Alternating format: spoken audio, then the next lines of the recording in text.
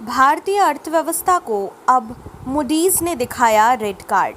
चालू वित्त वर्ष में 11.5% गिरावट का अनुमान।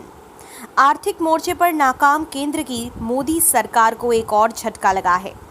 ग्लोबल रेटिंग एजेंसी फीच के बाद अब मूडीज इन्वेस्टर्स सर्विस ने भारतीय अर्थव्यवस्था को रेड कार्ड दिखाया है। मूडीज ने चालू वित्त वर्ष 2020-2021 में भारत के सकल घरेलू उत्पाद जीडीपी में 11.5% की कमी आने का नया अनुमान व्यक्त किया है। इससे पहले एजेंसी ने 4% गिरावट का अनुमान जताया था।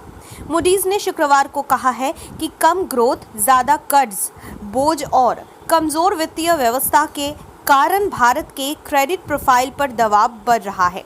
कोरोना वायरस महामारी की वजह से ये जोखिम और बढ़ रहे हैं। मूडीज ने कहा, अर्थव्यवस्था और फाइनेंशियल सिस्टम में गहरे दबाव से देश की वित्तीय मजबूती में और गिरावट आ सकती है। इससे क्रेडिट प्रोफाइल पर दबाव और बढ़ सकता है।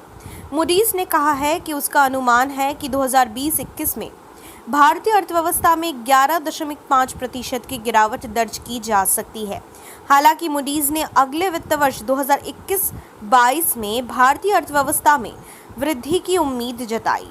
मूडीज के मुताबिक वर्ष 2021-22 में भारतीय अर्थव्यवस्था 10.6% की वृद्धि दर्ज करेगी। बता दें कि इस वित्त वर्ष की पहली तिमाही में जीडीपी ग्रोथ में 23.9% की रिकॉर्ड गिरावट दर्ज की गई थी। मूडीज के साथ ही कई अन्य ग्लोबल और घरेलू रेटिंग एजेंसियों ने भी भारतीय अर्थव्यवस्था की नेगेटिव ग्रोथ का अनुमान जताया था। इस एजेंसियों में फिच, क्रिसिल और इंडिया रेटिंग्स का नाम प्रमुख है। पिछले हफ्ते ही फिच ने चालू वित्त वर्ष में भारतीय अर्थव्यवस्था में 10.5% की गिरावट का अनुमान जताया था।